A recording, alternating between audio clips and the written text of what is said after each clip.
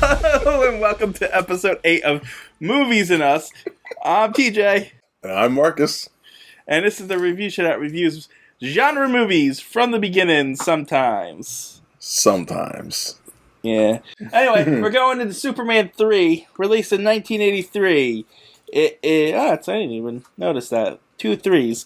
Anyway, it's 2 hours and 5 minutes long, which is too long for this movie. Way too long.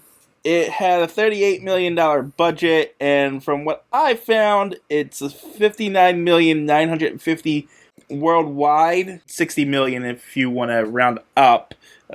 But we found otherwise it made a $20 million extra overseas. So that's correct. It could be $80 million, but the numbers are different depending on where you look. Apparently, older movies are hard to keep track of the numbers. Not a big deal. Movie did mediocre. It was the lowest grossing of the 3 so far. It was directed by Richard Lester, produced by Pierre Spengler. The screenplay was David and Leslie Newman. It's obviously stars Christopher Reeve, Richard Pryor, Jackie Cooper, Mark McClure, Annette O'Toole, Margot Kidder, so forth and so forth. Music by Ken Thorne. Oh, wow. Just really, I noticed the music was different this time. There's no John Williams, huh? No, I didn't notice. I didn't hear the Superman theme at all, honestly. I heard it a little bit in the beginning, and I heard it at the end, obviously, because when he was flying up into space, his usual shtick. But yeah, I realized that. It wasn't really Superman-y, as we know. Yeah, no. This whole movie's not Superman, as we know, so... No, there was a lot... What you want to talk about, I guess, the casting and behind the scenes real quick, or no? Well, yeah, sure. I mean, Gene Hackman didn't return as Lex Luthor, and there are rumors that he didn't want to return because of how Richard Donner was treated by the studio, but every other thing, he actually came out later and said there was no problems, and that he was just working on other projects at the time. Yeah, same thing with what's her name wrong? Margot? Margot Kidder. Margot, that's her name. Yeah, she was in here for like, a minute or two, I think? Yeah, not long. No. Again, the speculation was that they were mad at her for the whole Donner situation, so they reduced their role. But they, from what I read, that they just reduced their role for story reasons. They wanted to go with a different love interest. Yes. I mean, there was apparently a whole different script involved too. But to be fair, that's usually typical for every movie ever made. Yeah, but this was like a completely different script. Like, okay, find me one comic book movie that hasn't gone through that problem. I mean, I'm sure I could. I can wait. How about the first Superman? Well, originally they wanted Doomsday. I'm kidding. Exactly. But apparently they wanted to do a movie with Brainiac and Mr. Mxyzptlk and Supergirl. Which I think would have been something. Yeah, but what I've read is that they wanted...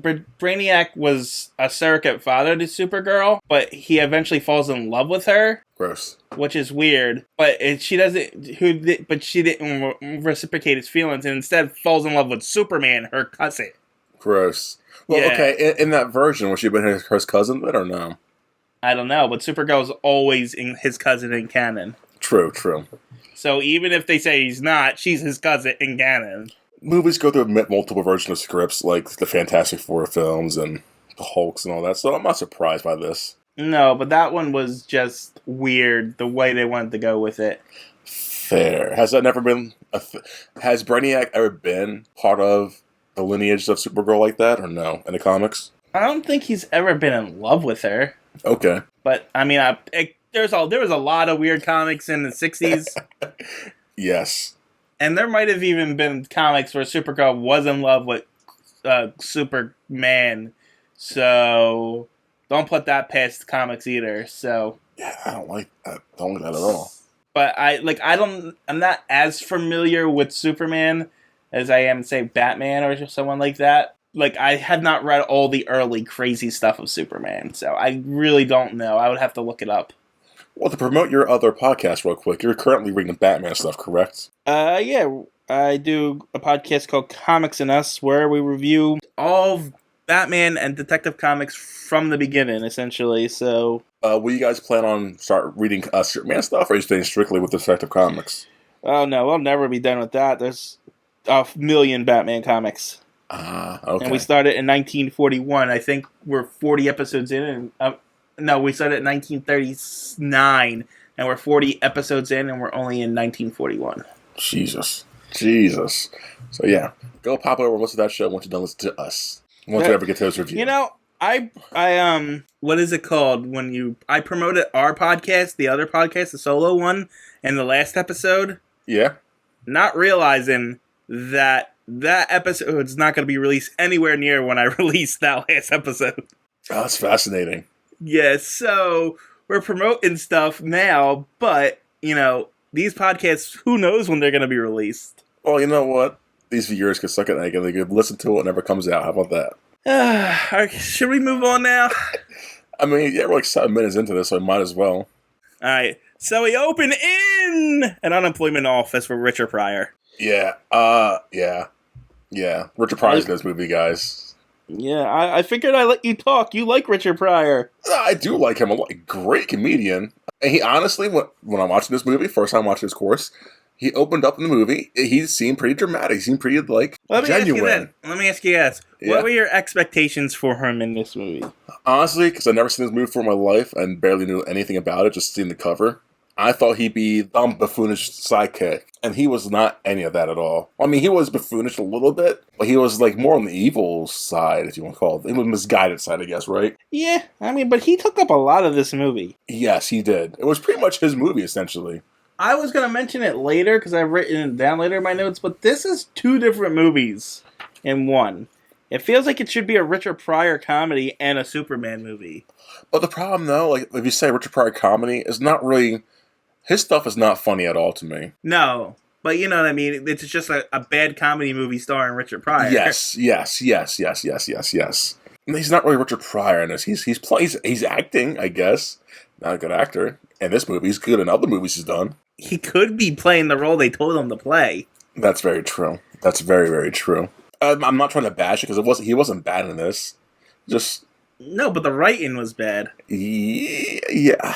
We'll get to that later after we get to the next sequence. But yes, I'll give you that. It was bad. All right, so we're in the unemployment office, and he's going to collect his unemployment check. And he's been unemployed for 36 weeks or something like that. 35, but they're counting this week as 36, I believe. Okay. So they're denying him this week's check because he can't keep a job. He was a waiter for 28 minutes. And a delivery guy for an hour, I think, was the other one. Yeah, nothing long. So they tell him no, he can't have anything. He can't have it, and he's about to leave, and this guy gives him a light for a cigarette, and the matchbook says, become a computer programmer. And he's Earn okay. Big money, yeah. Now, okay, the plot to this is computers, they're new, so they can do anything and everything, right, DJ? Apparently. Yeah. And then we get a 5-minute comedy gag. Yes. Now, this is what I was talking about. 5-minute opening. It shows the opening credits, shooting through the sequence as it's going. Yeah, the credits are playing over a bunch of, what is it called when you're, face planting and stuff, comedy. Pratfalls, You know what I'm talking about, though, the Looney Tunes comedy. I was heavy Looney Tunes vibes. If you can sit through this and enjoy this, you're going to enjoy the movie. This sequence right here sets up the tone to the movie. Yeah, it's just a bunch of silly things happening over the credits, essentially. And it's in a vein of, the Roy Goldberg machines, or what they're called. One thing leads to another, which leads to another, et cetera, et cetera, et cetera. So, either on board or you're not. If you're on board for that, you're going to enjoy the movie. I did note a couple of things in this little montage of... stupidity?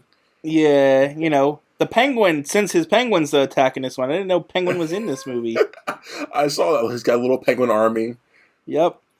And it's got It was just little toy penguins, and one of them gets set on fire for some reason. They make no sense at all in this, really. No, there's these little black bomb things. They're not bombs. I don't know what they are. Yeah, I don't know what the bombs were for. Yeah, no. Again, it's just it's too Looney Tunes-esque. There's a blind man with a dog. He loses his dog, and he's trying to find something to hold on to or something. And then there's a robber at some point who robs a bank.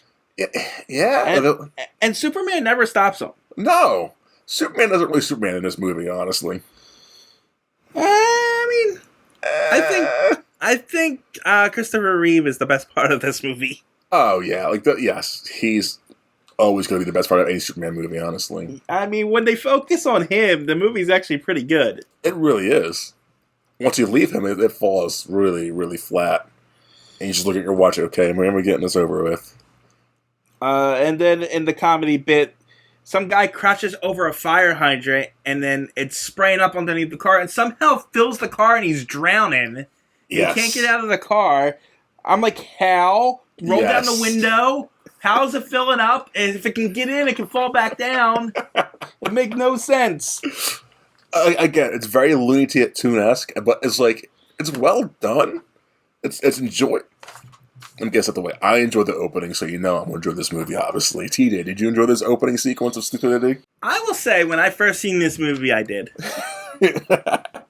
But years later, reviewing it with a critical eye and comparing it to the last two movies and what Superman's supposed to be, not really. Yeah, no. And I can't even be angry at you for that or fault you for that, because it is purely stupid. It's just not Superman. Anyway, eventually, Clark realizes that everything's going to hell, and he gets changed in a photo booth, which, at the same time he gets changed in there, kids put money in and catches him changing outfits. So he gives the kid a picture of Superman, and that's that. And he keeps the rest for himself, so he doesn't know the true identity.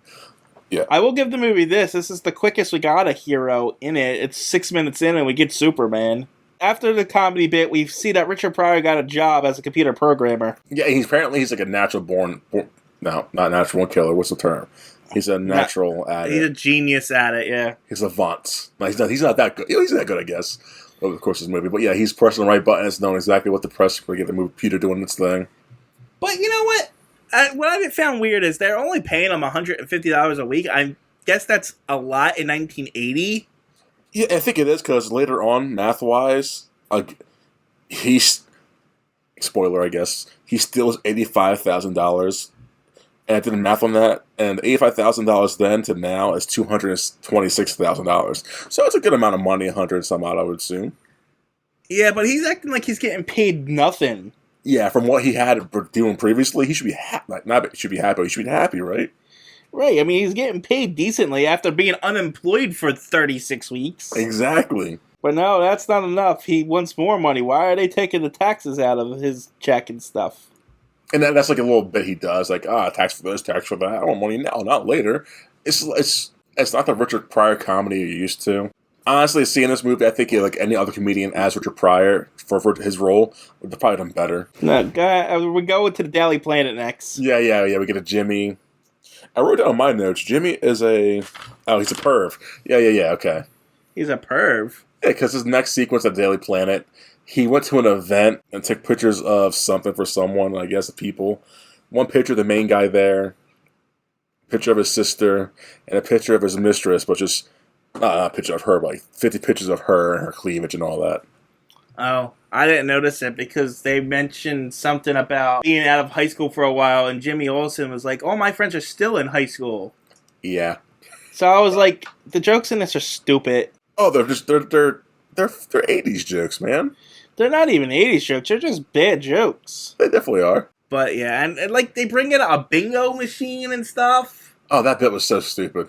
Where someone from the Daily Planet's gonna win a trip to South America. The comedy in this is just bad. It's I can't say it's forced because it doesn't feel forced. It does feel natural, but it's like a blah natural. But it doesn't feel natural in this universe either. We've seen 2 movies with it, and none of this has happened like this before. True, because he's going back at what's his name? The chief editor. What's his name?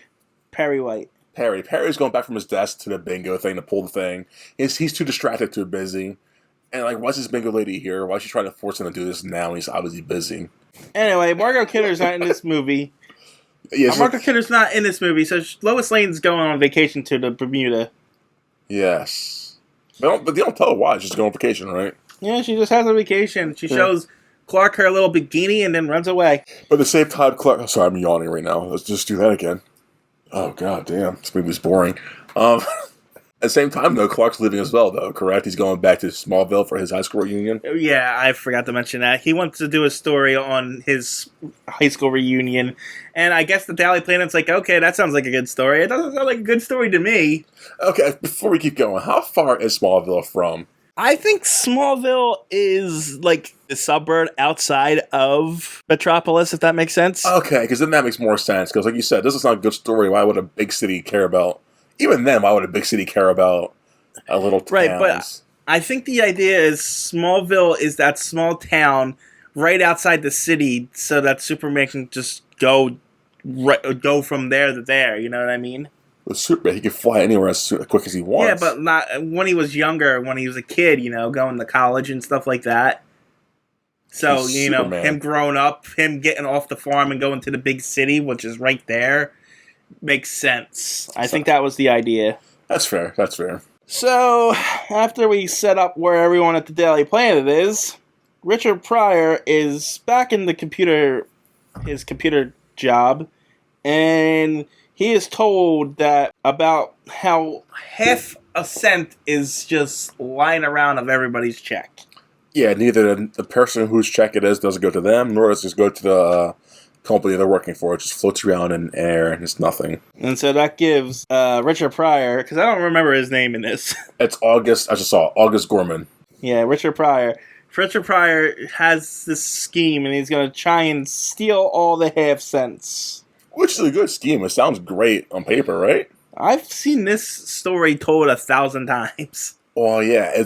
Most famously, Office Space has done this story. It's an easy concept. I like it, especially when computers are first a thing. So that makes sense. Makes sense. So Clark's on a bus to Smallville with Jimmy. We're going to skip Marcus's breakdown there.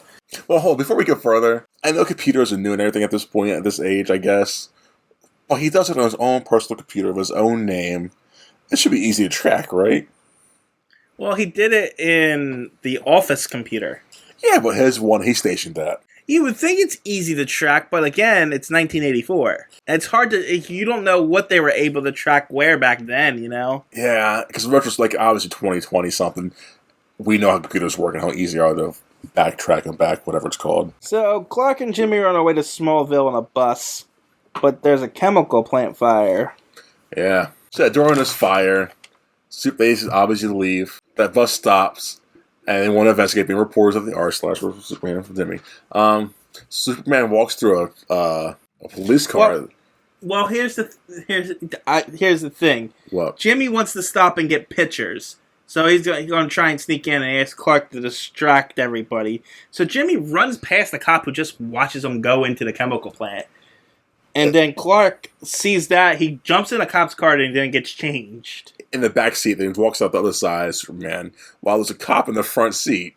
Yeah. Yeah. It's stupid. This is a dumb movie. It's a dumb movie. So, as the fire's happening, Superman's going around saving people. To the lead fire chiefs, I guess. And guess what? There's a black fire chief, guys. He's got blinds and everything. He looked familiar. He actually a little bit reminded me of... Oh, this is so bad that I can't remember his name. The only way what I remember... I know you're going to say the black guy from Ghostbusters. Yeah, Winston. Oh man, I got that vibe too. I'm just thinking about it now, so that's fair. But it's not him, and it makes me mad that I can't remember his name because he's a great actor. He's a fantastic actor. I'm sorry I can't remember his name, but it reminded me of him. But I know it's not him, and I do recognize that actor from somewhere else. His name's Ernie Hudson, man. Come on. Ernie Hudson, that's who it was. Give the man some respect. I had to Google it real quick. So Superman's going around saving all the people. Meanwhile, Jimmy's being an idiot, taking photos of the fire. But Clark goes to a part of the facility that is not on fire, that has acid stored, happens to explode when it gets really heated. It seems a really bad place to store it, doesn't it? It's in a room behind glass all laid down. You think it'd be like in a cooler or something, right? Yeah, I mean, I understand it's a chemical plant, and acid's a chemical, but if it's that volatile, why are you keeping so much of it in this little plant? And why isn't it, like, air-conditioned to death, you know? Seriously. It's like there's no icicles at all on it. But, that comes into play later. Nudge, nudge, wink, wink. But yeah, as he's doing all this, talking to the scientist's like, I'm going to sacrifice myself, make sure this is not going to blow up and all that stuff. Jimmy's over on the fire truck climbing up a ladder, take cool pictures and everything. And then he falls like an idiot and breaks his leg. And so then the water pressure just happens to run out with the incompetent firefighters. I don't know how that happened. An explosion happened, which made it hit the water line somewhere. Okay. You don't have other means of, putting out a fire? Apparently not. Apparently not. So, of course, Superman's got to come to save the day. So he goes to a lake that's nearby. This scene is so stupid. Freezes a section of the water. This isn't the first time he did this. That's not did he do this before? Did I see that this podcast yet, or was that in a different movie? Oh, no, that was in the Superman TV show, the new Superman TV show. Oh my god, really? This happens in a TV show? In a cartoon or a live action one? Live action one. It actually looked really good in that one, too. Oh my god, because this looks pretty bad. This looks pretty decent at some sex scenes, some shots, but he freezes the top layer of the lake. Right, and he picks it up, and yeah, because in the TV show, a nuclear reactor is melting down, so he does the same thing there. It's cooler in the TV show, I'm not gonna lie. Cooler. I see what you did there. Actually, it wasn't intended. Mm-hmm. But so in this movie, the lake that Superman freezes, he picks it up and it looks like an ice UFO. He picks it up like by the edge of it, so if he picked it up, it would have just shattered. He's Superman. There's no way that physics will allow this to happen ever. No, well, that's okay. When he brings it over top of the fire and stuff, it just turns into rain, and fires don't work like that, so... I think I'd be really hot for it to work that way. Yeah, not only that, it wouldn't have put out all the fires that were inside the building, which also happened to go out. Yeah, especially at a chemical plant. Those chemical fires probably still burn. So, this movie broke logic a lot in this scene. Yeah. Well, whatever. It's a Superman saving the day scene. Who cares? It was a bad Superman saving the day scene. And after Superman saves the day, we cut to the Smallville high school reunion. Yay! It's a small school still, looking at it. Where we're introduced to Lana Lang. I just realized, too, watching this movie, Lana Lang, Lois Lane. Lois Lane. Why so many L's? I don't know. But Lana Lang's in Superman lore. I know she is, but it's like, watching this movie for the first time, like, Lang, and Lois. Like, a lot of L's in this for his love interests. He just likes L. I guess. He likes taking L because he's a big loser, as you see in this sequence. What? Where he's dancing? Yeah. Where he's dancing? I think that was I thought that was a perfect Clark Kent. Oh, it is. Well, that's what I'm saying. He's an L because Clark Kent's a loser. And this just shows why Christopher Reeve was so good at this. So good at everything he did. Talking to his old little teacher. And then waving to Lana as she shows up and mouthing her name and stuff. So good, so good. He's just so damn charming. There's nobody who can do Superman better than him. I cannot say that enough. I think Marcus has a crush. I think I do too. Like, he is so good looking. He's so just genuinely not. Well, he's not. He's so pervy too at the same time. Superman. We'll get to the pervy Superman a little later. Yeah, I did not like that. But yeah, I'm shuffling your head. But yeah, he's just so good at this. We cut from the reunion back to Richard Pryor getting his $85,000 check, and that's all. That's all that scene was. It was just showing that his plan worked. And then we go back to Smallville, where Lana and Clark are cleaning up because I guess they're in charge of the reunion. I don't know. By the way, we should have said as soon as we saw her. She's a great actress, whoever this is who's playing Lana. I should know her name. Annette O'Toole. That's who that is? Yeah. Okay. She was actually she actually played Martha Kent in Smallville. Oh, she really? Yes. Yeah, she's great. She's great as Lana Lang. I like her. She's a little ditzy, but I guess is that the character in the show in the story usually? Yeah, Lana Lang's been portrayed in many different ways. Because the one I know, she's more of like a reporter, more like kick-ass in Smallville, I guess you would call it. Lana Lang does end up being a reporter in some continuities. It really depends on what version of Superman you're reading. Okay. So she's not as consistent as Clark Kent or Lois. Well, no, not really. It really depends on what they want to do. She became Superwoman at one time, Lana Lang. How'd that happen? It's a convoluted story, and I really don't want to get into it. That's fair. Comic books, man, It will take me. I would have to do a whole podcast on it. Well, viewers, if you want to talk about that, almost talk about it, let's get into the emails. Email at us. Will you stop promoting shit already? I like it. It's good for them. It's good interaction. Anyway, Clark and Lana are talking, and they keep saying Queen of the Prom. Isn't that Prom Queen? Yes, it is Prom Queen and Prom King. So why do they keep saying Queen of the Prom? So for some reason, Metropolis is called the Big Apricot. Did they call it that? Yeah, I don't know why. That's dumb. I guess because the big apples in New York, so I want to do something playful. And then we're properly introduced to our villain, Ross Lester Williams? I call him Ross the Boss. Ross Lester Williams. Yes. Who is not a Superman villain. This is the only time he's appeared in Superman lore. Interesting. Honestly, the bad guys in this movie aren't really bad, in my opinion. Well, no, because they said they didn't want to bring... didn't want Lex Luthor coming back everything like he's some kind of slasher horror movie villain. Yeah. But this is just a low-rent Lex Luthor. It is. It's just a rip-off, like, let's just get Luthor Lex. And his ditzy assistant is a low-rent Miss Tessmacher. Yes, it is. I mean, she pretends to be stupid anyway, and she's actually brilliant, but whatever. The writing's so bad in this. Like, even his sister, like, they don't really have a clear cut this is who they are, which is good, I guess. Like, they have quote-unquote layers, but the layers they have aren't really layers. It's just like, now they know this. Now they can do this.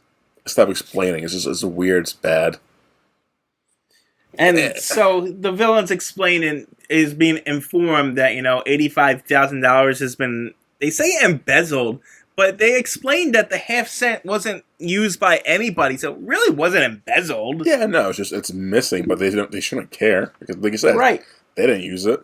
But he's like, whoever this guy that did this is so smart that he won't, he would have to be a complete and utter idiot in order to give himself, and then of course he gives himself away because he's a complete other idiot. Yeah, he gives himself away by screeching into the parking lot in his nice hot red, I guess, Ferrari vehicle, drop top, and does the worst park job I ever seen. He literally parks, not even in any parking space, just parks in the middle of a lane, and just gets out and walks out like nothing happens. And then we cut back to Clark, who's now bowling. Before we get to Clark, I'm going to say something real quick.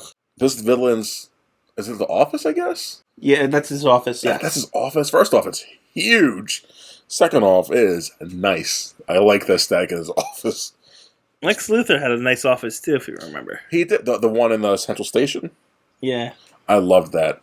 I loved that so much. I'm not saying there's nothing redeeming about this movie. It's just the glare and the faults on there are so glaring. It's hard to not, focus on them. But I would like to argue that faults aren't as offensive and as bad as some would say. We'll get to it. We will. So we're Pryor. We cut back to Clark, who's now bowling with Lana. So there's been a little bit of a thread going on with this high school football star called Brad. Yeah. Who's like an alcoholic, but he keeps hitting on Lana. And Lana's husband died, I think? Right? Is that what happened? I guess. Well, first, essentially don't mention death. Did Clark Kent's mom die in the movies, to our knowledge? Because Lana mentions it at one time early in this movie. Yeah, I don't think they mention it in the movies, no. I guess they just didn't want to cast Martha Kent. Oh, that's upsetting, yeah, because she says offhandedly, last time you were here was for your mother's funeral. So, like, did she die in the last movie that I don't know of? Okay. Well, yeah. Well, anyway, Lana, I guess her husband died, because I got the impression they were just divorced in the beginning. Yeah, same. But it seemed like, as the movie went on, he's dead. But she also has this annoying kid named Ricky. I liked him at first, but I definitely wrote my notes. This kid's annoying. He sucks. And so he's, getting picked on while bowling, and because he can't bowl, he keeps rolling gutter balls. Yeah. So Brad steps in. I don't know why Brad's there, but he is. Because there's a bar there. That's why he's there. And so he's like, I'll teach him how. And Clark's like, no, he can do it himself. And then Clark, sneezes and lets him get a spare or whatever. While destroying all the bowling pins. Yeah. I don't like Superman. Sometimes I hate Superman. his actions, and sometimes I like him. I don't like those actions of destroying property for no reason. They were just bowling pins. Yeah, but still, someone's paying for that. Some poor guy, really. someone's got to clean that crap up. I guess. Alright, so we cut back to Richard Pryor, who's been told he gets to meet the boss, Ross. You did it. You did it. You did it so badly, too. It was so good.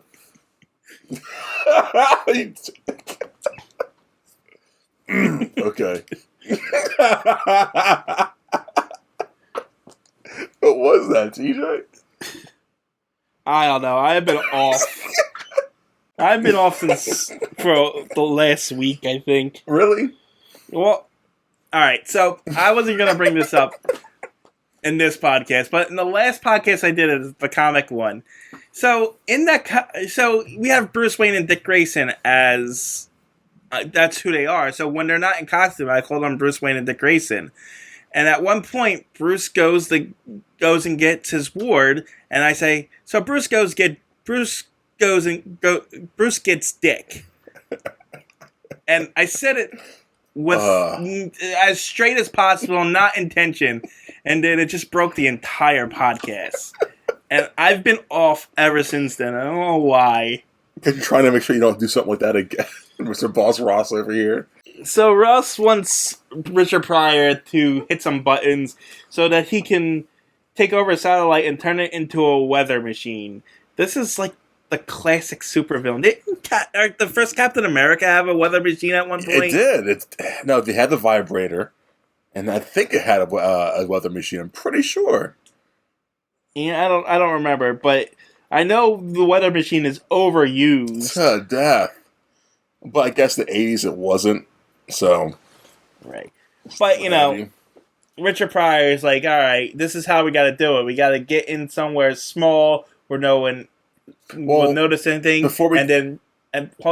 And then Ross says, I know somewhere small, and then they send Richard Pryor to Smallville. Yeah, I wrote down my notes. What are the odds?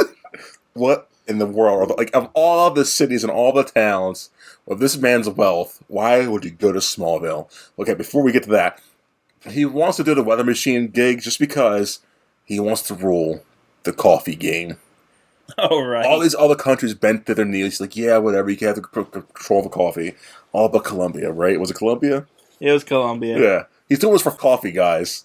Oh, stupid. I skipped over the coffee thing because I was focusing on his later plan, which felt like propaganda for the product. Oh my god.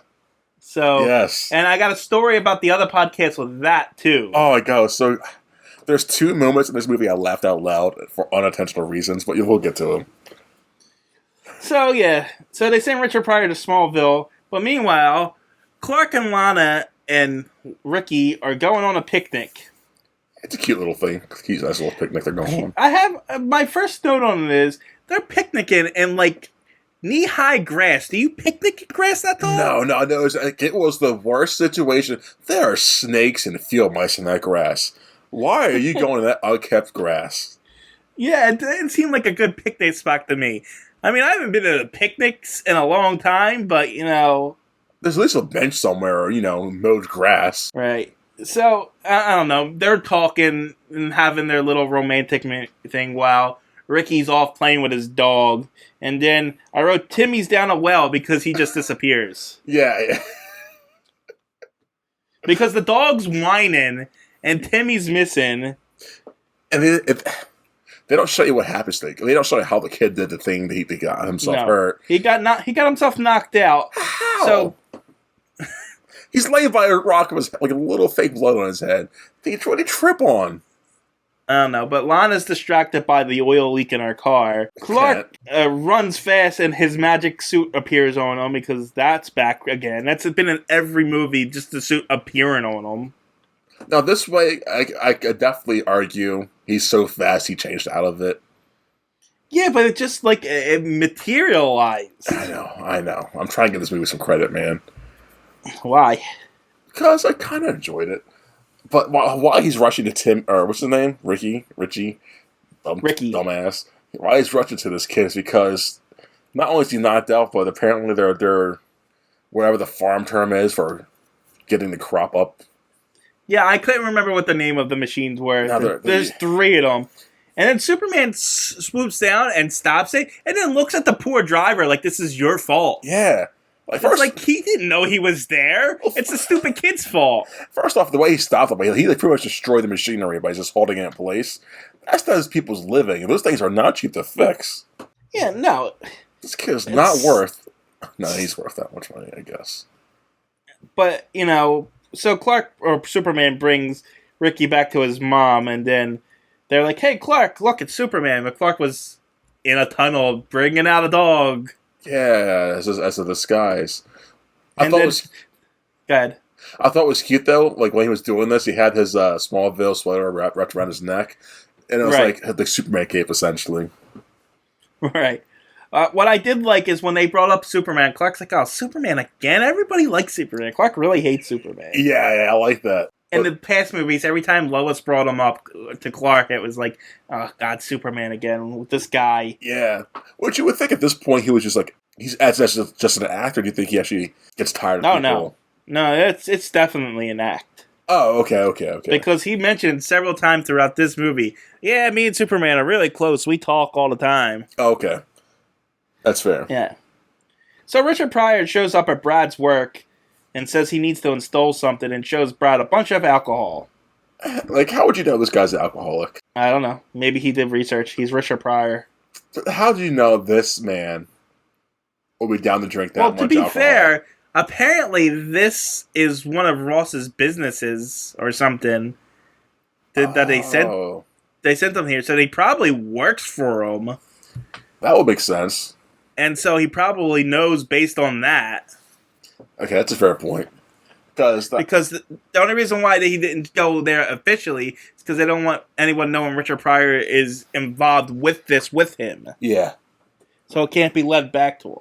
So it makes a little bit of sense there. And this is where I wrote, this is 2 stories. There's a Superman story going on here, a personal story about going home, and then the whole Richard Pryor story. Yeah. It just bothers me because the bad guys never seem like bad guys in this movie. No, because they're incompetent bad guys. They have, it's like, rule the world villains, but they're like Dr. Evil villains. Yeah, because they're bumbling away into it. Because none of them wanted to, I guess maybe one of them had the original idea, let's just rule the world. Why are we just doing this for coffee? But none of them, they're all they're just doing these things to do them, I guess. Yeah, it's not good. No, because even Richard Pryor, he's not a bad guy in this movie.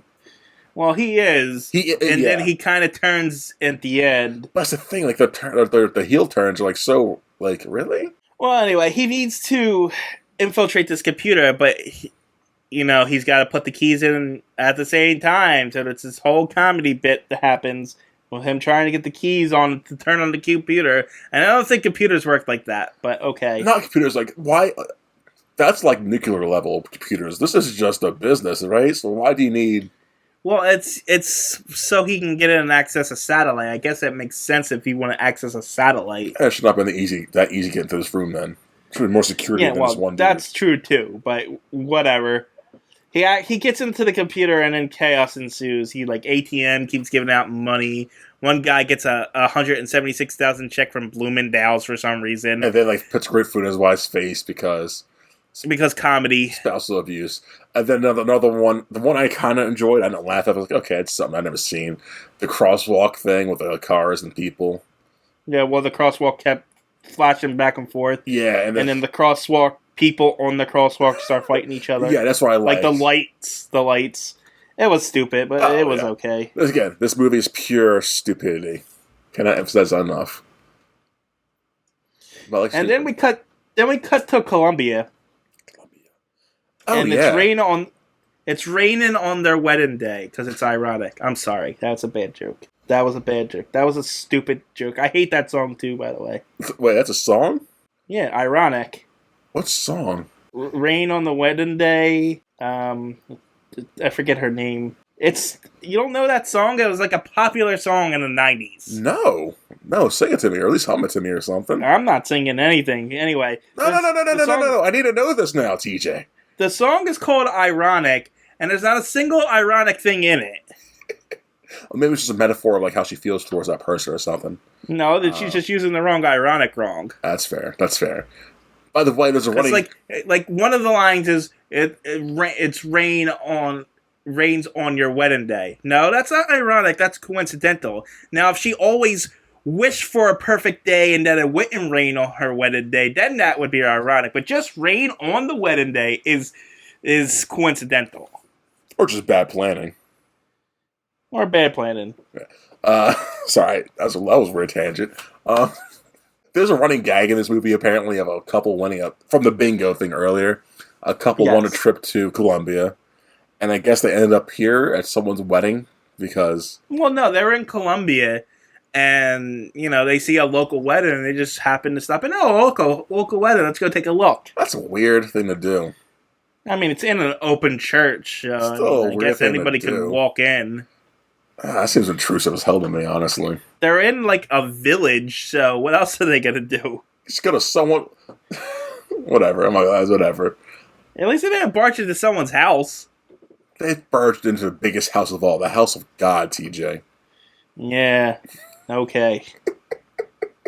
So, Richard Pryor finally gets a hold of the satellite and creates a hurricane in Colombia, which, causes the vacationers to get hurt. These poor vacationers. Yeah, this church, the rubble starts falling down from the ceiling, and it looks like the bride and groom got hit, right?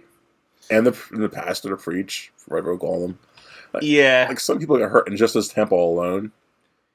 So, Ross is playing work. He brought Colombia to his knees, and the coffee crops of Colombia is destroyed. But see, that's the thing. And the newscaster himself says this record-breaking hurricane with 12 inches of rain hit Colombia and destroyed the coffee crops. So you're mentioning the hurricane and coffee crop, but not mentioning the death and destruction itself. Yeah, well, who cares about the people? Yeah, the coffee is more important than the people, guys. Exactly. People isn't going to make you the money like the coffee is. Yeah, no, coffee, man, that's gone, that's gone. People are replenishable. So we cut back to the roof of Ross's building. These are goals. These are life goals, people, what you're about to hear. He has a ski resort on top of his roof with snow and everything. Snow? It's like a mountain of snow. He can just literally ski down at a good 25 miles per hour. It's a lodge at the top. There's the wires that carry the chairs up.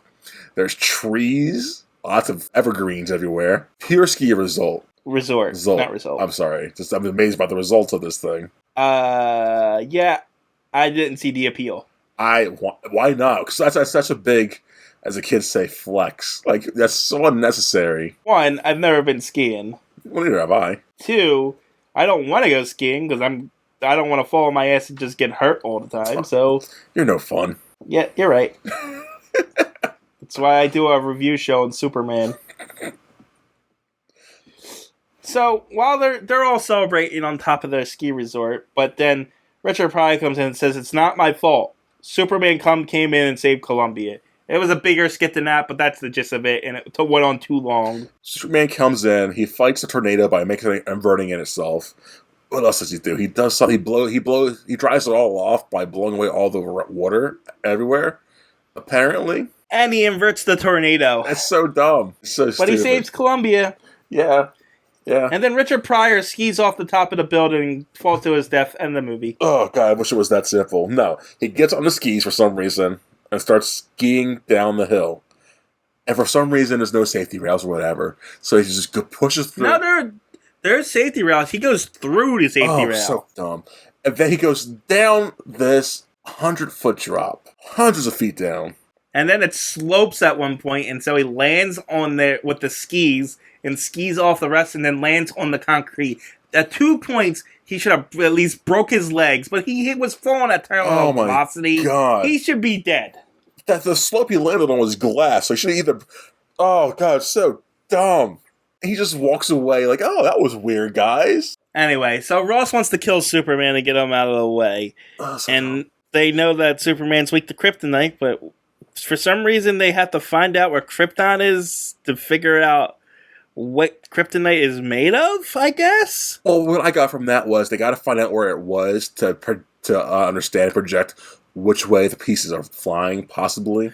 Yeah, but that's not what happens. I thought that too in the beginning. Instead, they make their own kryptonite. Yeah, they want to make their own because I guess they can do that kind of stuff. Well, anyway, they need to find out exactly what Krypton was, I guess, so they can analyze what it was made of, so they can. You know how much time that would take in real life to get a satellite and scan the 5 minutes, goddamn... apparently. Yeah, 5 minutes. They had to scan the entire skies to find this planet where it used to be. How do you find a planet where it used to be? How do you do that? Magic. And then, like you said, somehow guess what it was made of. And then proceed to make kryptonite by these X amount of elements that are supposed to be in this thing.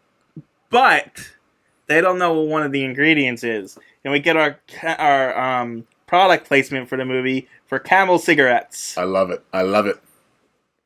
And so he's like, I don't know what the missing ingredient is, so we'll just add tar to it and create kryptonite that way. Because apparently, I'm looking at the screen right now. What's the ingredients so far? Yeah, mercury, dilithium, prothemium, xenon. These are science to guys' words. I don't know. You just watch the movie, people. I ain't gotta read anymore. That was you giving up pretty easily. Well, there's 2 more. I can't. Tantalum, and plutonium. I know that word. They're probably all words. They are all words. I know plutonium and mercury. Say the T word again. It's Tantalum. Tantalum. Tantalum. And then there's Xenon. Xenon? Xenon. Is that a warrior's princess? She's in this? That's Xena. Oh, same thing. And then there's Promethium. Promethium. And then there's Dialium. Say it again. D-I what? Alium. I can't picture that word in my head. I would have to see it. It looks like dial. Yeah, I would have to actually see the word. I can't get it across in my mind. That's fair. But yeah, those are the things that are in this. Which seems pretty, easy to make, honestly. I don't know. You can't even pronounce half those words. How are you going to find them? Well, if these are all the things that are in this, and there's only 0.57% of unknown, it seems pretty easy to make this planet. Well, you can get the things that make up our planet on our planet. Duh. So it makes sense that, maybe that our planet would have some of the same genetic makeup. Not mostly all of it, besides 0.57 from a planet that was how far away? Why not? All planets are kind of made of the same material. No, they definitely are, but this one was galaxies away, wasn't it? Yeah, that doesn't mean the genetic makeup of the planet's different, though. Not that similar. I mean, I'm not a scientist. I don't know. It seems so crazy to me. Especially the way that planet looked. There's a lot of crazy things in it, but that did not cross my mind. I don't know. For some reason, that bugged me. I don't know. Kryptonite should not be that easy to produce. No, you're right. It shouldn't be that easy to produce, but still. I don't know. Alright, so we cut back to the Daily Planet where the vacationers are returned and they're going to sue the Daily Planet. Because you can just sue the people that send you on vacation because you got hurt on vacation. Makes a lot of sense. Yeah, that makes sense. That's why probably later on down the line they had them sign waivers and all that kind of stuff. No, it doesn't make sense. They want a vacation. Yeah. Down there. That's not on the Daily Planet at all. No, that's 100% on the Daily Planet. No. Yes. It's not. Yes. Because if you win a trip from somewhere and you go there and an act of God happens, that is not on the company. Now, to be fair, point 1, it wasn't an act of God, it was an act of man. Point 2, if you have a good enough lawyer, they can argue, especially if it says there was no thing signed. They wouldn't have been there if it wasn't for the Daily Planet. That's why I'm arguing this. That's why I'm arguing this, because I've been in law school and I know for a fact that there is no way they can hold the Daily Planet liable for their actions. It wasn't their actions. They didn't have to go on that trip. But they won it because the Daily Planet presented them they gave it to them.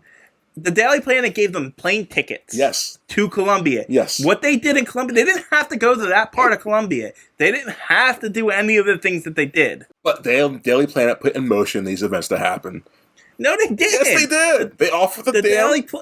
At that point, then no one ever would win anything ever because then you could be sued for giving away prizes. Depends on what... It's like winning a car off the Price is Right and then crashing that car and up. It's the Price is Right's fault that I crashed the car. If you have a good enough lawyer and didn't sign anything, yeah, I think so. I don't agree with it, but I think you could if you had a good enough lawyer. No. Yeah. I mean, you're right. You could sue, but you're wrong, and you wouldn't win. No, you probably wouldn't win, but with enough bad press, they'll settle out of court and like, okay, just take them out this much damn money for damages and get out of our hair, and don't bother us ever again. Whatever. Again, I don't agree with it, but I definitely see how they could sue. I'm not for corporate America, honestly, but it's not on the Daily Planet because you want the hurricane country. Oh, definitely not. Yeah, nothing apparently. That's my out, guys. Don't take anything I say as gospel, please. Please. Listen to people like TJ who used to went to law school. Listen to scientists and doctors, people. I didn't go to law school. I was pre-law. Oh, it's close enough, right? What's the difference? Well, one actually becomes a lawyer. But you went the process of becoming one, right? Yeah, but I got bored, so I stopped. Fair. But you could have been a lawyer. Yeah, that would have been boring. Anyway, instead I'm reviewing Superman. Yeah. Boring movie. Where were we at right now? His return? I don't know. You went on a rant. You went on the rant. I did not. We went on a rant together because we're a great team. At this point, Superman's back for Ricky's birthday. Oh, right. No. No? Did I skip a scene? Lana calls Clark and says Ricky got himself in a situation and is going to look like an idiot because he said Superman's coming to his birthday. So what? That's on you, Ricky. You shouldn't lie. Yep. Can't agree with it. But Clark's nice, so he's like, Superman will be there. And this is where I pointed out, Lana is the opposite of Lois because Lana actually likes Clark Kent and not Superman. Yes. Whereas Lois liked Superman more than Clark Kent. Yes. And I like that Lana likes Clark. Yes. He's more... I don't know what I'm trying to say, but you get what I'm trying to say. He's likable. He's a good dude. He's charming. I don't think both are charming, but like he's real. I guess he's open and I get what you're saying. I guess. Yeah, but I like that she likes Clark and not Superman. Yeah, that's what I was getting at. Because it's the person you actually know, essentially. Right. It's that Superman. Superman's the idea of someone. I would say Clark Kent. That's hard because Clark Kent's also the idea of someone too, huh? Yeah. I guess. It's weird. This is a deep one, guys. This is deep. Not really. But anyway, Richard Pryor creates Kryptonite, kind of. Oh, God, this sequence is so stupid, too. And then Superman shows up for Ricky's party, but apparently all of Smallville found out, and they gave him the key to the city instead. Yeah, they made a big festival. It's a marching band. Signs and banners are up everywhere. I actually kind of felt bad for Ricky. He's like, where's my party? I didn't think about that once. There's a cake for Superman, but no cake for Ricky. Yeah, I'm like, I don't like this kid, but this is supposed to be his birthday. And instead we're here giving Superman a key? That's so funny. Oh, man. Ricky's sitting right next to the guy, too. Uh-huh. And they mentioned it's Superman's friend, Ricky. But, okay. Well, you know what? This is Ricky's fault, man. She doesn't open his big mouth. That's true, too. Oh, man. Anyway, General Richard Pryor shows up. Dumb. To do a crappy comedy bit. Dumb. Yeah, it's crap. Again, first I'm saying it, but I was thinking about this movie throughout the movie. How much money does this man have to spend? Not Richard Pryor, but the guy who's funding this crap. To do all this. A lot. He's super rich. He owns all the coffee in the world. At what point do you just, do shit like this? It's just, you don't have to help people, but, I don't know, dude. This is stupid. This is dumb. Well, anyway, General Richard Pryor gives Superman the Kryptonite as a gift for saving the city from the country. Which makes no sense. Clark looks at it and he's just like, oh, okay, but it's Kryptonite. He would know what Kryptonite looks like, even if it's fake and it's not hurting him, because it doesn't work. It doesn't kill him. Not at all. But he would know what Kryptonite looks like. That's why, like, he knows, okay, this green rock is obviously supposed to be this. They're trying to hurt me, intentionally, probably.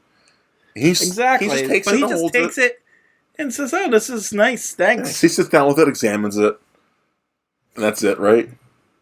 Yeah. I don't know. But then they're like, it didn't work. The villains say it didn't work. But then Superman's alone with Lana. And this is where creepy Superman shows up. Do not like this one. I wrote big in my notes, like, what the heck? So, this is what red Kryptonite does to Superman, essentially.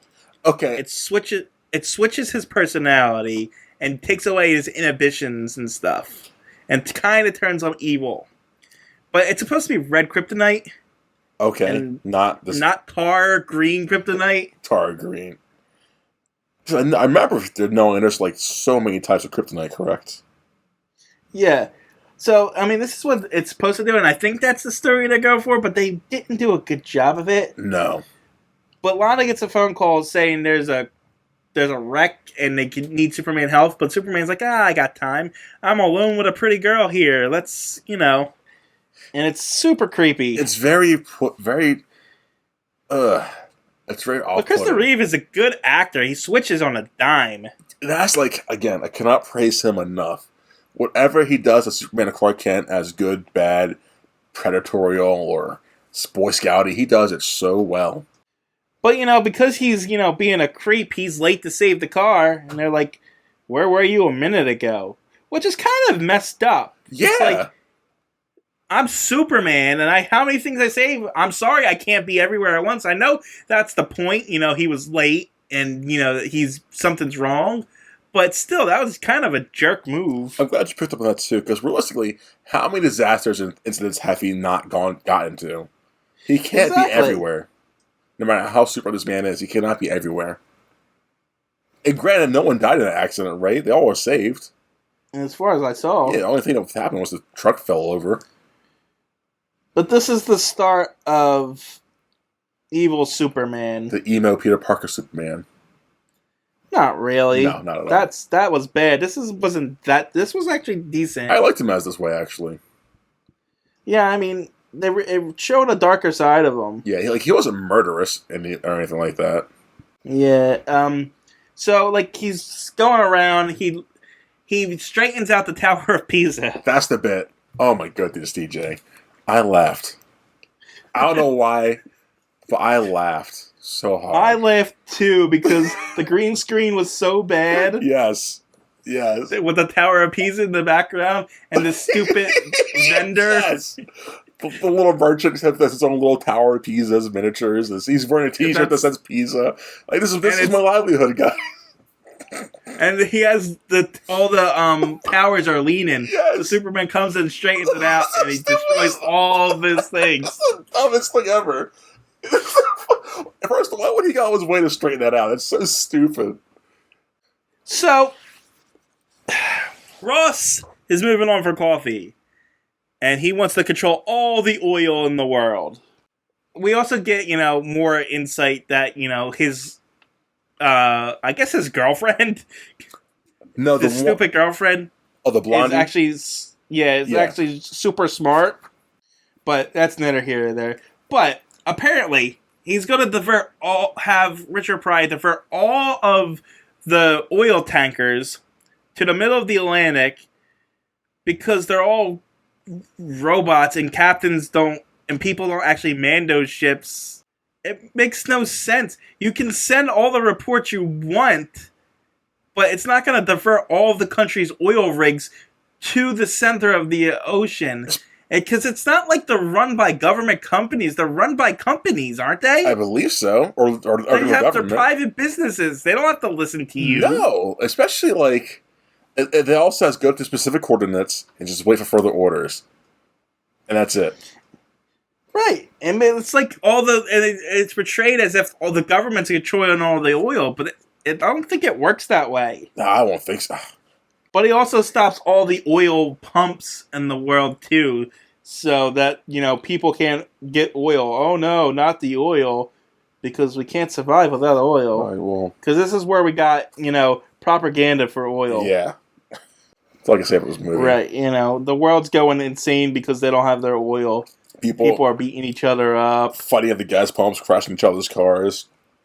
But one of the tankers isn't following suit. They're going to Metropolis because their captain said so. Yeah, as he's playing golf, which is great.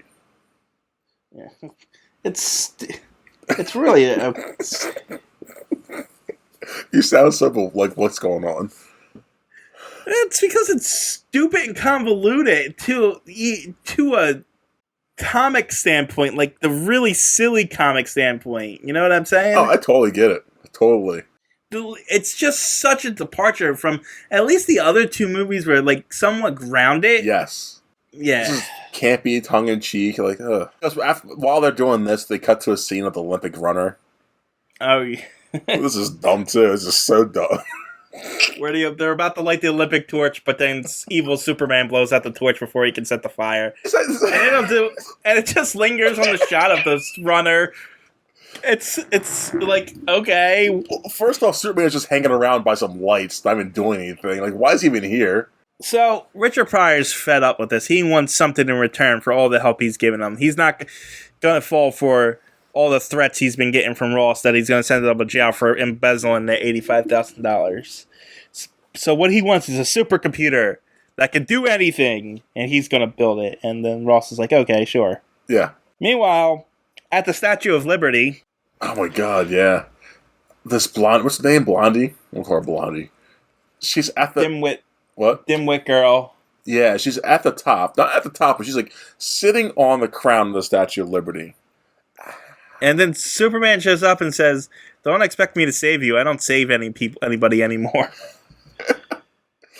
And she's like, no, but I'll give you me essentially if you go to stop this tanker that's not doing what it's supposed to. And so Superman goes and attacks that oil tanker that decided to continue on and creates an oil spill, creating a natural disaster and killing fish and all kinds of things. Yeah, I kind of got really sad at that point. Like, oh man, Superman.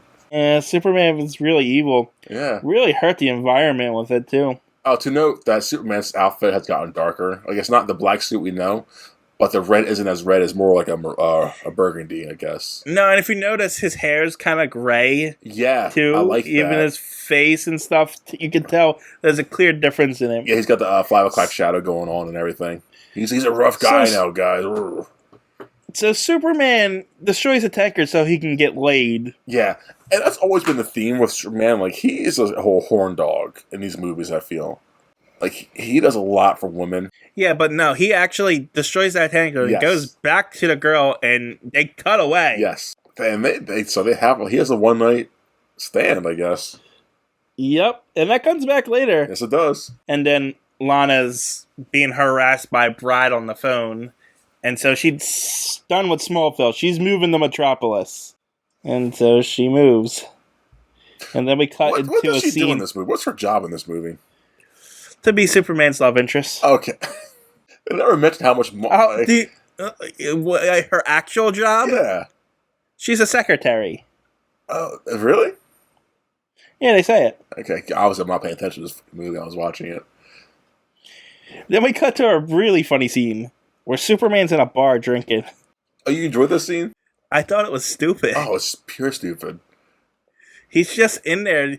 It was just a funny image of seeing Superman sitting next to a bunch of other people at a bar. And just slouched over, just like, man, that last night's stand was mediocre. And he's just drinking, and then he dumps peanuts on the counter and starts flicking them and breaking bottles. Yeah, like he's like missiles and everything. Now, I'm gonna give this movie Grant like more props. The special effects in this movie, they're all not great. Some of the green screens is obviously green screen, but a lot of stuff like that is like, this is pretty well done. Yeah, it's a well-made movie. It really is. It's just not written well. No, it's a badly written, well-made movie. Yeah. Yes. Yeah, I want to get that out there. So after, Superman has his drunk moment, I guess this is him rock bottom, is drinking at a bar. Yeah. Middle of the day. Lana and Ricky just so happen to show up, And they're like, Lana's like, he's changed, and Ricky's like, no, he can be great again, and he's really annoying for the next like 6 lines he has because he's just an annoying little kid, So annoying, yelling at Superman, and that's enough to get Superman to go to a junkyard. and I guess this scene's iconic. I feel, or infamous. Yeah, this is the big scene. Yeah, Where Clark Kent separates for Superman, and they get into a giant fight in the junkyard. it's a weird one too because Clark still has his powers, I guess, or his strength at least. Yes. And it's just, I mean, it feels like it's all taking place in his mind, that's what I was thinking too. but there's enough destruction in that junkyard that makes me think otherwise. Exactly. Unless he was just going around doing all that stuff in his mind. Like It's just him. this is Fight Club. This is what inspired Fight Club, huh? No, I wouldn't go that far. I would. You know, so Clark gets crushed in a trash compactor, I think it's Dark World. which was kind of a gruesome scene without the blood. Yeah, like if I was a kid seeing this, I would have been weeping. Like, what's going on? And then Clark tries to tie up Superman with tires, and Superman stands perfectly still as he gets thrown tires on him. Like 5 tires over him. Like, come on, guys. And then Clark gets crushed again by a giant magnet that's dropped on top of him. Yeah, and like again, Looney Tunes style, goes right into the ground. Yep. And then he's crushed a third time. He just keeps getting crushed over and over again. He gets put in this like conveyor belt where it's like crushing up metal. Yeah. But he doesn't come out the other side, and Superman's like, what's happening? And then Clark busts out of it and then chokes him into non-existence. Yeah, that's like beat Superman by choking him. And then he's back to normal. He's no longer evil Superman. Slate's all bright red and blue. No more aftershave. Yep. His hair is black again. Superman. He's clean shaven. But now he's got to go clean up his mess. So he goes to the oil spill and uses his super breath to blow it all back into. Because that's how it works. Yeah, because he's not going to just blow the water back into all that water into it. Whatever. Literally, the oil gets, the footage is reversed. Then we cut to a canyon where the bad guys are in balloons for some reason. I don't know why. They're like little mini air balloons. That would not and work.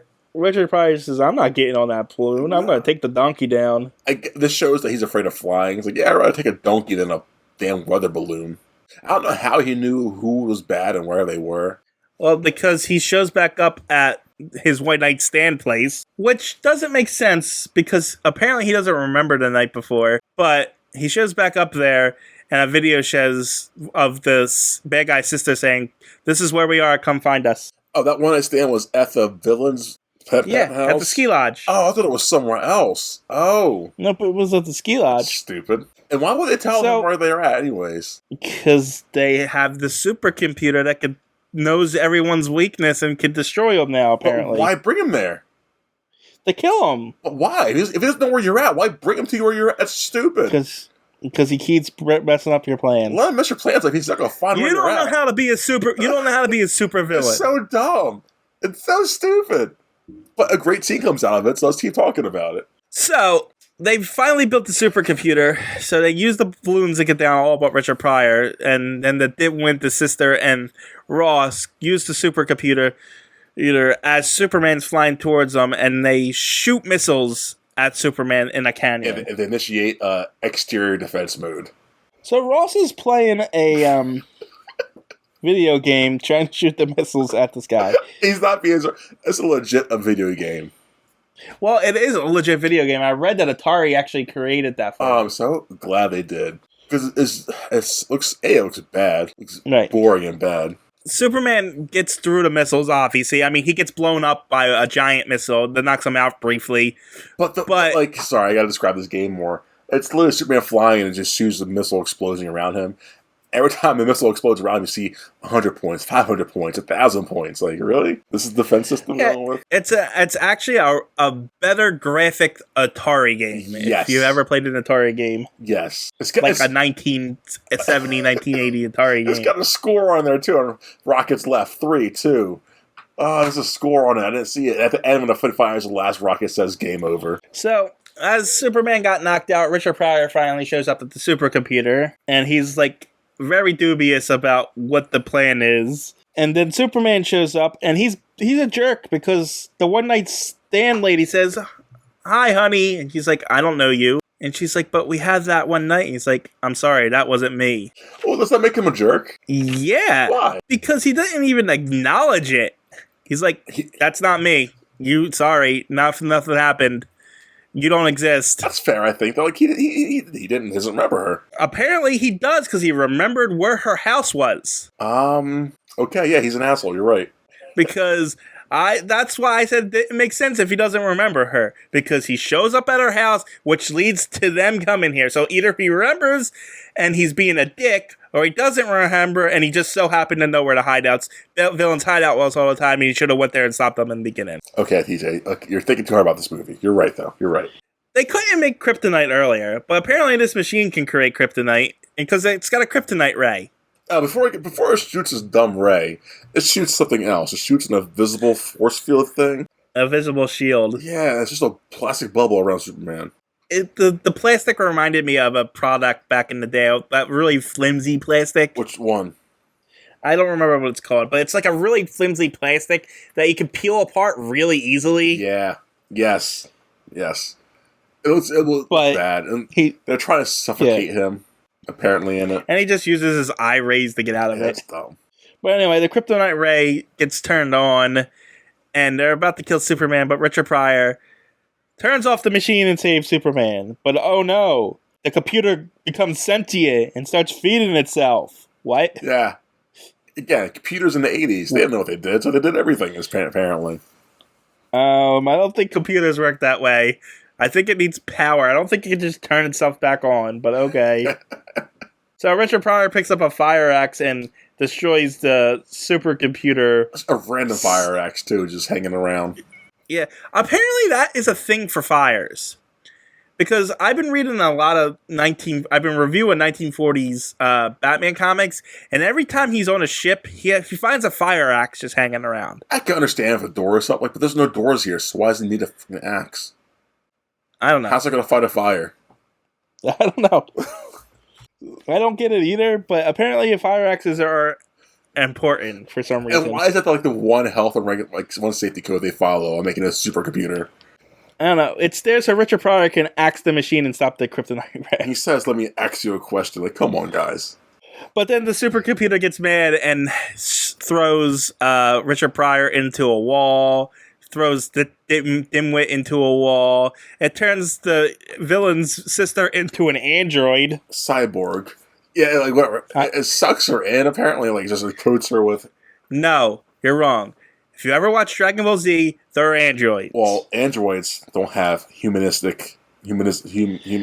If you ever watch Dragon Ball Z, they're androids. Because they're pure metal. She's got human parts in her, so she's a cyborg. If not, yeah, she's they had human parts in... The androids in Dragon Ball Z had human parts too. Did they? Yeah. I call bullshit. Really? That's why. That's the big... thing with Dragon Ball Z and that whole arc is they're really cyborgs, but they keep calling them androids. Yeah, what? That's dumb. Man, thank God I don't watch that show anymore. Damn losers. Yeah, you're gonna get so much hate. Whatever. The Dragon Ball Z nerds. What are they gonna do? Kamehameha me? With nothing? Especially on a spin-off of an anime review show. Oh, let the hate mail come in. I dare those idiots. Actually, they're Android 16, 17, 18, or whatever. Losers. Coming from a loser is pretty funny. I know what I am. What are we talking about? Android? This lady? What happens after this? The sister becomes an android. A cyborg. Yeah, she becomes an android. A cybernetic organism. And, the computer's going mad, but Superman runs away. That's his go-to move, and I love it. These get too serious. I can get out of here, guys. I'll be back probably. He goes to the chemical plant from earlier and picks up the volatile acid. Ah, remember that, guys? Huh? Remember it? I did. Did you? I was like, honestly, I was zoning out for a little bit. I zoned back in, like, what's he carrying behind his back? Is that water? He's just pour water on the thing? Like, what's going on? Yeah, so he goes back and the supercomputer tries to kill him by pulling him in and trying to turn him into an android. Which I But really want to see that happen. I would have but he loved to had see an android. No, a cyborg Superman. How great would I'm that have glad been? you said cyborg. I'm What? glad you say there's because there's an actual cyborg Superman in the comics. I know there is. So I thought they were going this way. Like, oh my god, they're doing this? Is this movie like a 10 out of 10 for me? No, not at all. Nope. But since Superman brought the acid in, it starts heating up because I guess that supercomputer gets really, really hot. Yeah, I guess so. And so the acid explodes and destroys the supercomputer. And that's the end of the movie. Psych. Nope. So like 10 minutes off this damn movie. So Superman saves Richard Pryor, and they fly off. And I guess all the other bad guys got arrested because he says they got to face the police. But they were in the middle of a canyon, and they seem to be all buried under rubble. So they're probably dead if they're injured. Right. And how come Richard Pryor doesn't have to face consequences for his actions? I'm glad you... Like, I did not... It bugged me. And that's like... As much as they want to argue he's not a villain, he's a villain. He killed those people in Colombia. He did a lot of damage, stole a lot of money. He should face some kind of jail time, right? He built a supercomputer that became sentient and tried to destroy the world. Yes. He can't argue, I didn't know better. He knew exactly what he was doing. Yeah, I mean, I don't know. So he doesn't have to face consequences. Instead, Superman does a detour while he's flying him back to, I guess, a coal mine. It looks like, yeah. And he says, give Richard Pryor a job here. And then he picks up a coal and crushes it into a diamond and flies away. And Richard Pryor says, yeah, I know Superman said give me a job, but I don't want to work here. Yep. I'm going to go to the bus station. And so he has to walk 10 miles to the bus station. And that's the last we see of Richard Pryor. What? This man just did so many crimes. He's like, yeah, I'm walking away now, guys. I didn't learn anything from what I just did. Anyway, we got some loose ends to tie up back in Metropolis. As Clark gives Lana a diamond ring to replace the one she had to pawn because of money troubles earlier, and it looks like he's proposing when Brad walks in, the alcoholic, and so Brad attacks Clark. He says, "I hate you, Clark," and then he beats up Brad accidentally, and that's the end of Brad. Yay! So that little story thread is tied up. We got to tie up all the loose threads here in the end. Here, back at the Daily Planet. Lois shows back up. With a tan. Apparently she was kidnapped in Bermuda and she got a big scoop down there about corruption and stuff. But, she asks Clark to go to lunch with her. But no, he's going to lunch with the news secretary of Perry White, Lana Lang. And honestly, I would prefer that. I'd rather have him hook up with this Lana Lang than that Lois Lane, personally. Yeah, they had more chemistry. Way more chemistry. And they also spent a lot more time, doing things together than Lois and Clark ever did. Yeah. So, they went on a picnic. There was a lot of personal time built up around it. So much more. And whenever Lois Lane was with Clark, she was always sidetracked and thinking about Superman. She barely gave him time of day. Yeah. I mean, but Lois is jealous of this, of course. Of course, because women can't be nice to each other. That's that. That storyline's wrapped up. So we got one more last thing to clear up. My favorite scene in the whole movie. Superman. Why would he do this? Superman shows back up at the Tower of Pisa and pushes it back to where it was, destroying the vendor's life again. Because this vendor just got a shipment of new Pisa towers thrown straight up. Oh man, yeah. I don't even think Clark was evil when he did this the first time. I think he just has it out for that guy. He does. Oh man, out of all these three movies, this is my favorite bit. And then Superman flies into outer space because we have to have Superman in space in every movie. Yes, and I think this is where you hear the proper Superman theme. And then the movie ends. Oh man, what a movie! What a review that was. That was a train wreck of a movie and a train wreck of a review. We started 15 minutes late with this review because we had issues at the beginning. And I think that was just the higher power saying, you don't need to review this movie. I think this might be the second longest, if not the longest review we've done. Oh, man. Well, that's Superman 3. So, what do you want to give it? Oh, man. What do I want to give this? Like we said earlier, badly written, well-produced, well-made movie. This is definitely a 4 out of 10 for me.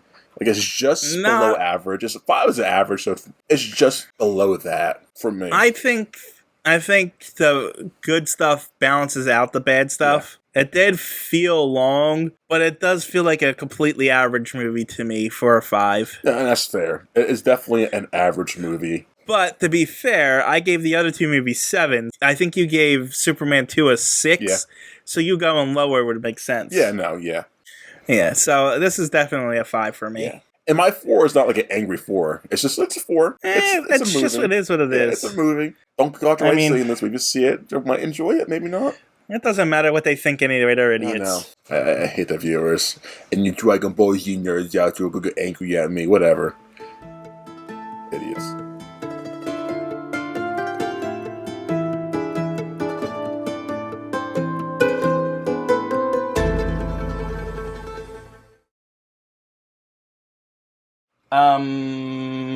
My mouse isn't working. Hold on. Wow, man. You rushed me to get this podcast going. Saying you're ready with everything, and look at you. Watching the intro. Are you done? Because it was... Now my dogs are barking because you got them angry. Come on, TJ. It was directed by... Hold on. Can you hear that? Oh, my God. Can you hear my dogs bark? Can you hear that? Yes, I can hear it. Yeah, I don't want to fucking have that in a podcast. Why not? We had birds chirping in one. Because my dogs I can control... Okay, we're ready now. Are we? Want to start from the beginning or no? Do you want to start from the beginning? It'd probably be easier at this point. All right, we'll start at the beginning. God, what a mess. Ready? Oh, yeah. Ready? Now that the whole 3.5-minute disaster is over? Gotta hope this works now. Let's do this. All right. Hello, and welcome to episode 8 of Comics. Fuck you! Oh, God damn it. That's something that is. I'm sorry. All right. Okay.